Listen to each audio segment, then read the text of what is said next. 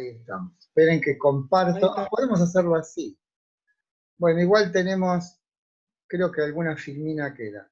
El viernes empezamos con Heráclito. Fíjense que tienen los textos son los mismos, ¿sí? Lo que pasa es que en el caso de en el caso de Heráclito es el capítulo 7 de Jäger y en mi texto están los dos, ¿vio? ¿Vieron?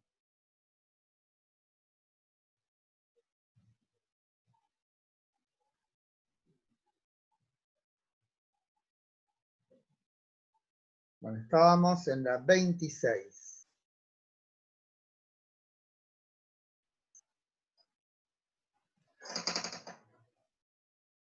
Bueno, aquí es como que intento extender el descubrimiento de Parménides a lo que sería hoy, o durante nuestra época, digamos, el pensamiento científico.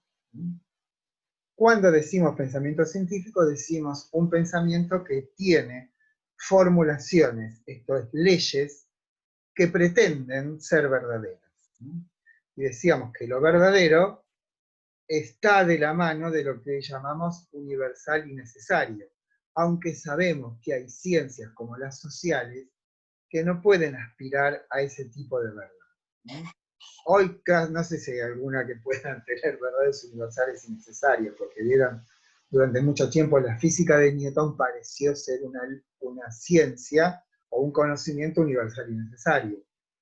Pero eso también, bueno, parecería estar cuestionado por la física de Einstein, y la de Einstein por se llama la física cuántica, o sea que todo está muy revuelto en esta época y me resulta para mí, que desconozco, ¿no? Difícil decir, bueno, acá tenemos un conocimiento que es universal y necesario, no lo sé, no lo sé. Vieron que hay una canción de Los Redonditos de Ricota, perdón por la alusión, ¿no? Que creo que es todo un palo, que dice: Dios no juega a los dados, mi amor está a mi favor. ¿La conocen? No. ¿Sí o no? ¿No conocen Los Redondos? Yo sí, profe. Ah, Sí, bueno. pero la canción no. Bueno, No me acuerdo de esa parte, pero sí.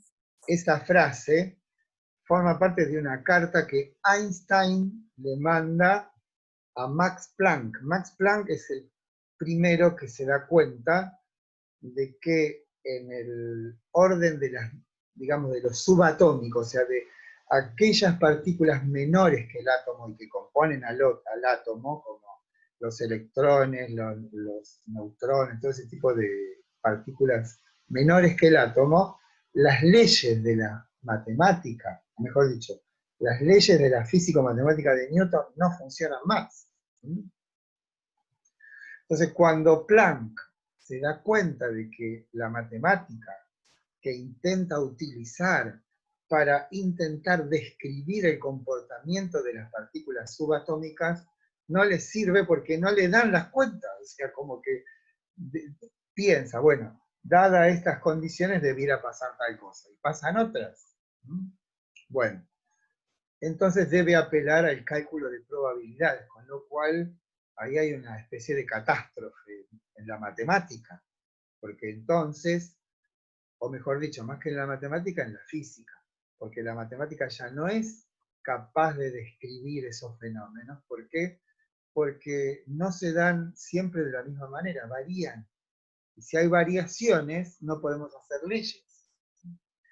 Y por eso Einstein, que lo cita el India Solari, dice: Dios no juega a los dados, como diciéndole a Planck, no hay azar en la naturaleza, todo ocurre de un modo determinado, de un modo necesario. Después Einstein le da la razón de que está demostrado de que a un nivel menor que el átomo, la matemática ya, o por lo menos la matemática que está basada en las cosas visibles, en las cosas que tienen masa y que tienen energía o tienen, bueno, movimiento, esa matemática no sirve para la otra. Con lo Y cual, eso está bueno, vinculado, ¿cómo? y eso está vinculado también con el principio de razón suficiente, ¿no? Exactamente, ese principio sigue incólume. Bueno, pero más allá de eso, que es una discusión que no nos podemos meter, lo que está en ese principio de identidad de Parménides se trasluce en la exigencia del pensamiento científico que consiste en intentar descubrir leyes, esto es regularidades. ¿Vieron la diferencia entre una enfermedad y un ¿cómo se llama? Ay, no me acuerdo el nombre. Bueno, por ejemplo, el síndrome urémico hemolítico, que es una enfermedad terrible que les agarra a los chicos y tiene que ver con bacterias que están sobre todo en las hamburguesas cuando no están bien cocinadas, ¿saben eso? Nunca comen una hamburguesa a medio cocinar porque puede ser mortal. Lo digo porque mi hijo mayor tuvo y casi nos morimos del susto, ¿sí? Porque ataca los riñones. Bueno, eso se llamaba síndrome, ahora ya no es más síndrome. Ahora es una enfermedad porque se descubrió cuál es la causa. Entonces se dan cuenta que digamos, a medida que se van acotando, o sea, cuando se van descubriendo cuáles son las causas de algo, entonces ahí pasamos de una conjetura a una certeza. Y tenemos una certeza cuando podemos circunscribir un fenómeno con una ley. Y decimos, bueno, cuando ocurre A, B, C, D, ocurre X. ¿Sí? Y eso sería una ley. Ahora, Y eso es a través de la inducción o por otra causa. ¿cómo? Y eso es a través de la inducción, ¿no? Bueno, hay muchas maneras, sí, porque ahí se mezclan las capacidades intelectuales. ¿Sí? Algunas pueden ser deducciones, otras pueden ser inducciones, otras pueden ser abducciones. Todo está muy ahora acotado en un sistema, ¿no? La ciencia ahora es una empresa en el sentido no comercial, sino que vieron que no hay grandes genios ahora. Hay, por supuesto, pero ya no hay alguien, o sea, hay equipos. Ahora todo es en equipo. Piensen ustedes con el COVID-19, que hay por lo menos 100 grupos de investigación que están tratando de obtener una vacuna. Y esos grupos de investigación publican sus resultados permanentemente, y esos resultados son tomados por los otros 99. Y eso nuevo se intenta, digamos, transformarlo en un cuerpo de saberes para poder llegar a la invención o descubrimiento de la vacuna. O sea, ya no está más el sabio solitario, digamos, con sus probetas y su Bunsen, tratando de descubrir. Ahora son equipos interdisciplinarios que funcionan como una empresa en el sentido de digamos, de una entidad colectiva.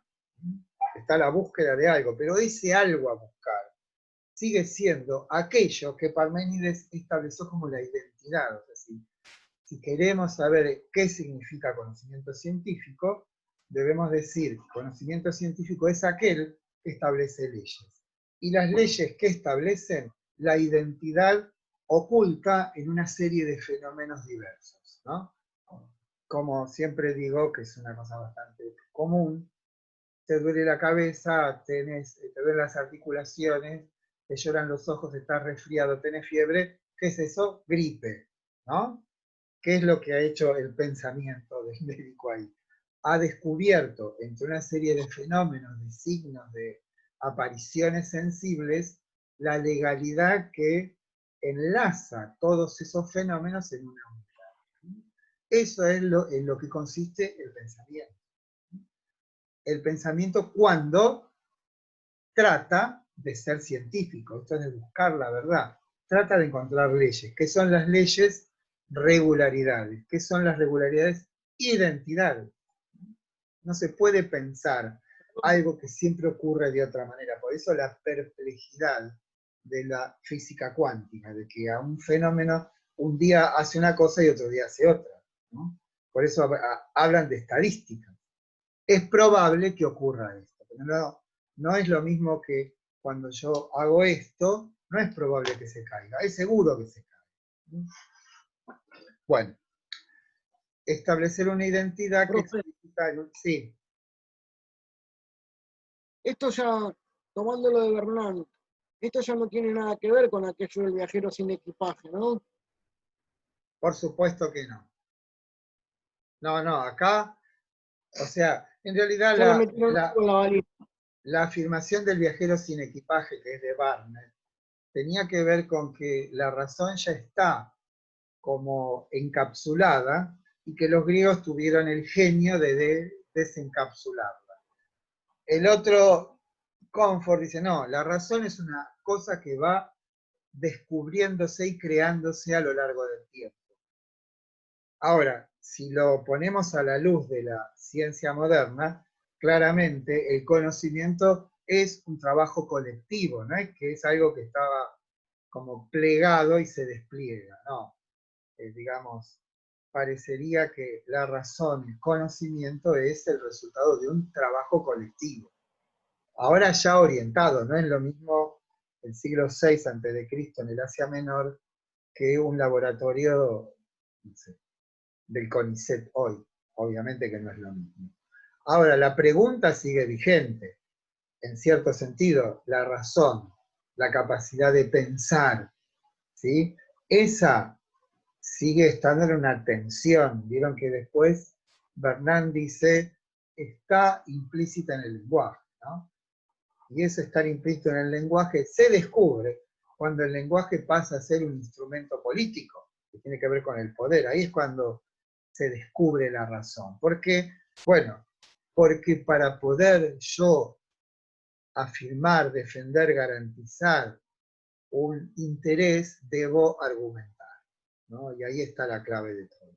Y una argumentación que es, sino, una secuencia de proposiciones enlazadas con un sentido determinado. Y ese sentido determinado es que pueda yo llegar a una conclusión que en aquel caso parece persuasiva, parece que es verdadera.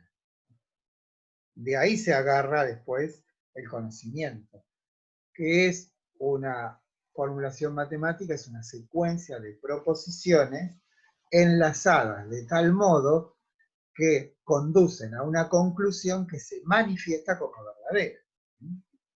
Bueno, acá creo que termina lo dicho por Parmenides, sigue asistiendo en secreto lo que nuestra mente hace. Nos volvemos a la... Qué interesante, ¿eh? Esto es muy interesante.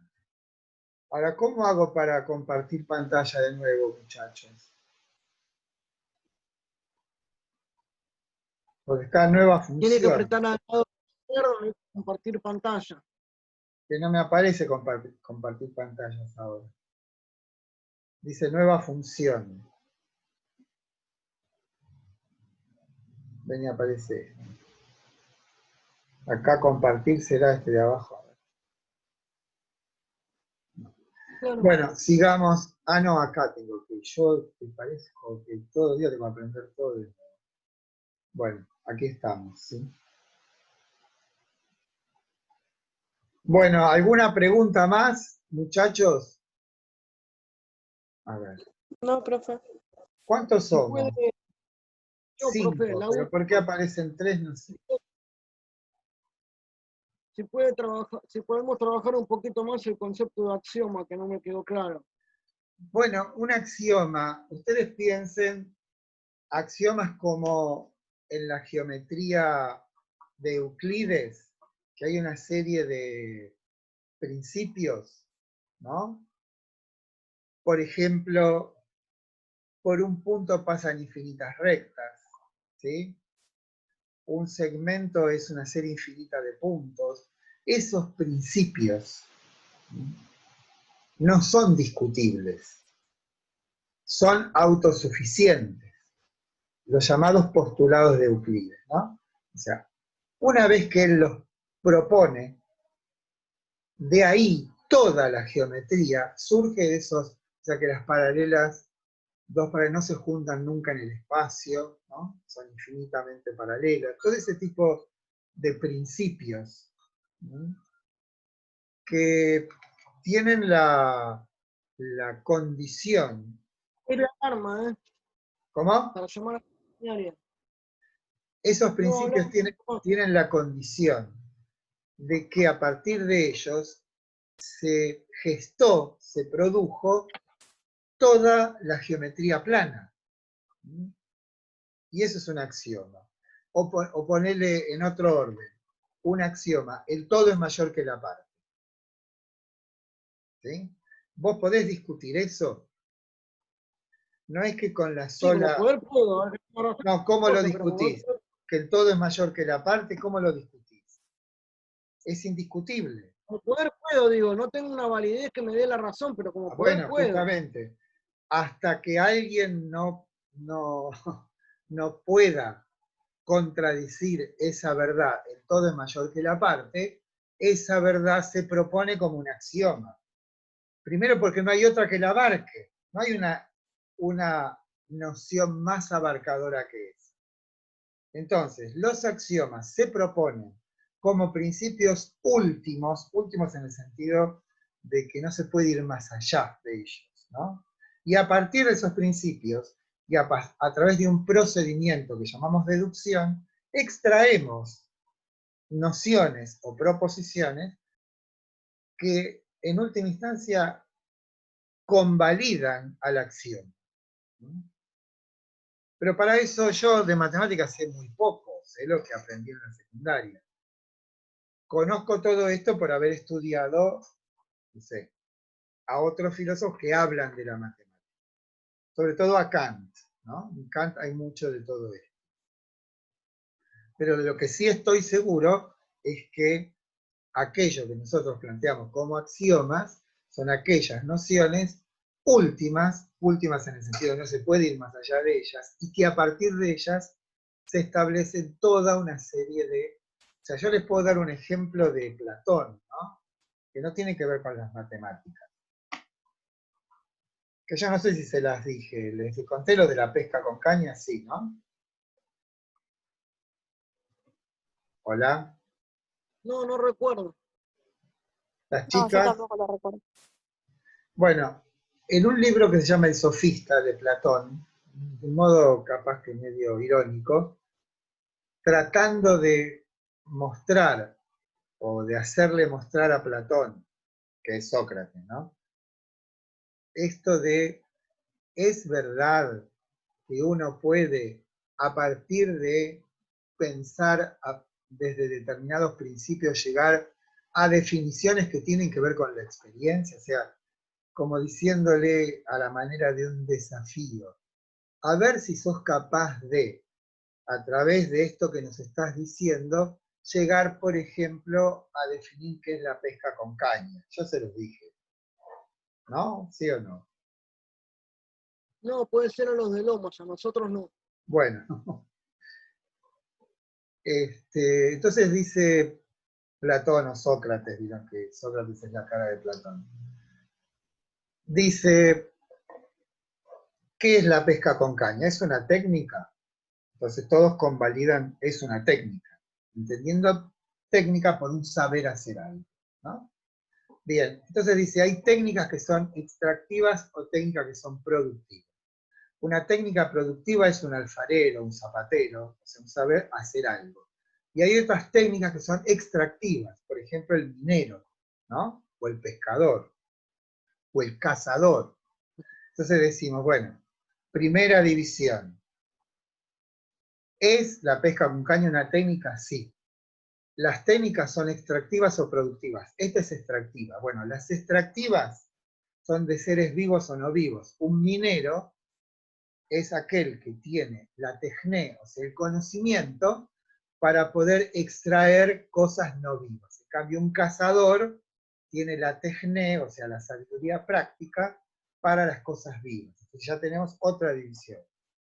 Arte de entes, arte extractiva, ¿sí? de entes vivos. Ahora, los entes vivos pueden ser terrestres o acuáticos. Bueno, acuáticos. Y los acuáticos se los puede cazar hiriéndolos o no hiriéndolos. Y si hiriéndolos de abajo hacia arriba o de arriba hacia abajo.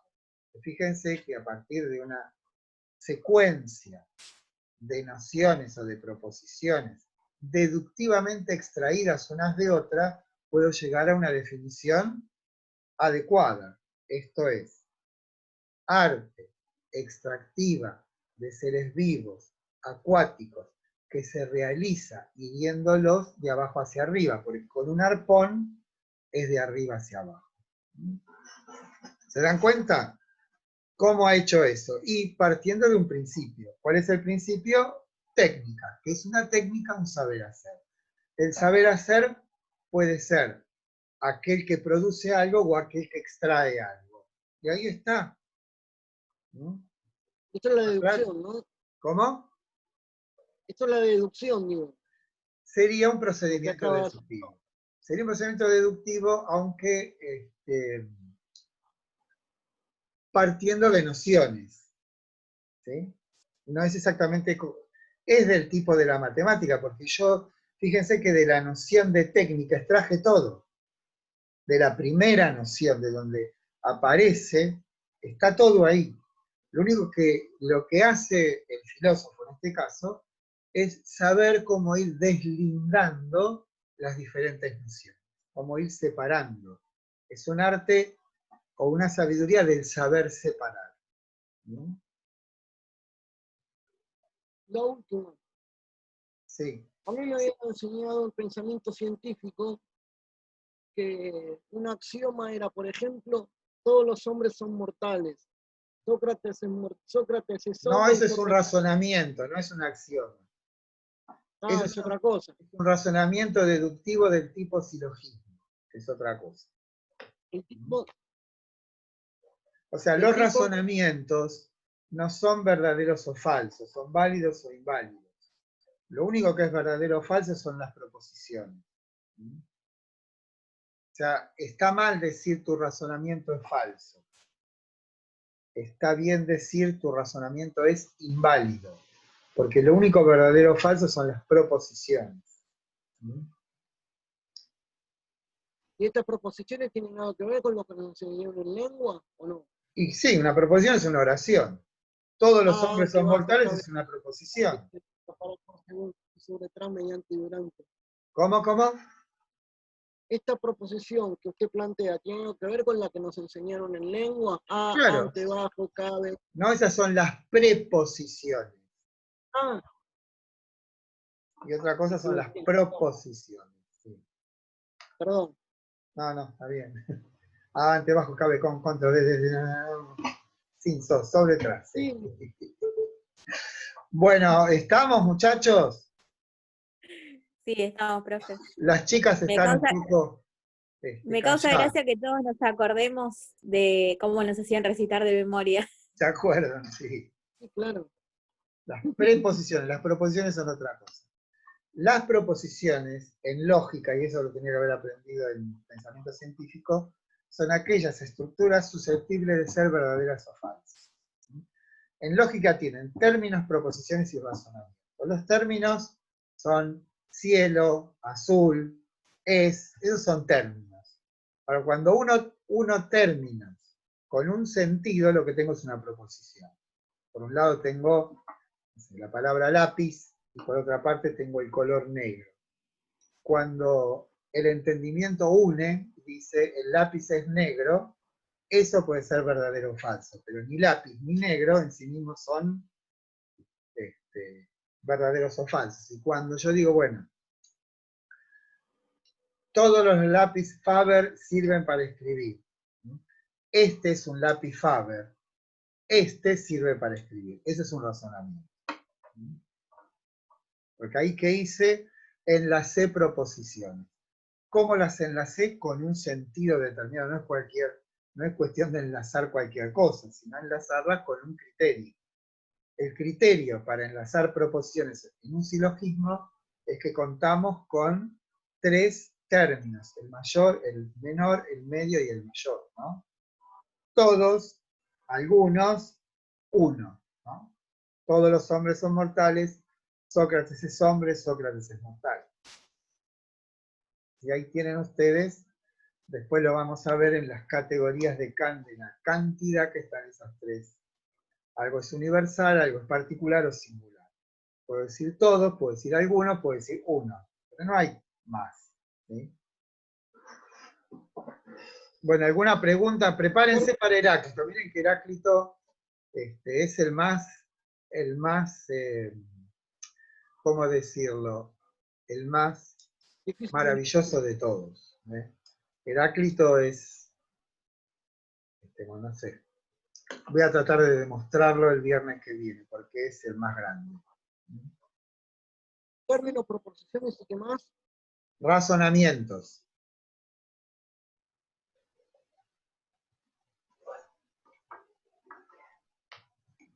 Bueno, yo digo, tengo 5 acá que aparecen, pero veo a 2. Veo a Natalia y a Patricia. ¿Y otro más? ¿Otra más? Sí. Sí, yo. Pero no te aparece, no Ganamos aparece. y Agus. No me Capaz porque aparece. estoy con la foto y... Va, no sé. No aparece. También está Agus. Sí. Sí, profe, acá estoy, ¿eh? No se Bueno, olvide de mí, bueno. por No, favor. no, yo porque no quiero quedarme sin alumnos. Me angustia eso. Me echo la culpa a mí mismo que estoy dando unas clases que son muy complicadas, entonces se me van yendo los alumnos. Y no quiero que No, pase. profe, no nos vamos a ir. Ya a esta altura del cuatrimestre ya no vale la pena abandonar. Ah, no es porque sean buenas las clases, sino porque no vale la pena. No, profe. No. Mentira, sí están buenas. Bueno, nos vemos Seguimos acá, profe. el viernes a las 3, chicos, chiques tengo que decir, ¿no? Chiques, profe. Chiques. Por favor, ¿eh? El viernes a las 3, chiques. Sí, Listo, profe, a las profe. 3. Bueno, Hasta el estudien, ¿eh? viernes. No dejen de Sí, señor. estudiar. No dejen de estudiar. Bueno, chao, un beso a todos. Chao, profe. Ahí aparecen, ahí me aparecen. Chao.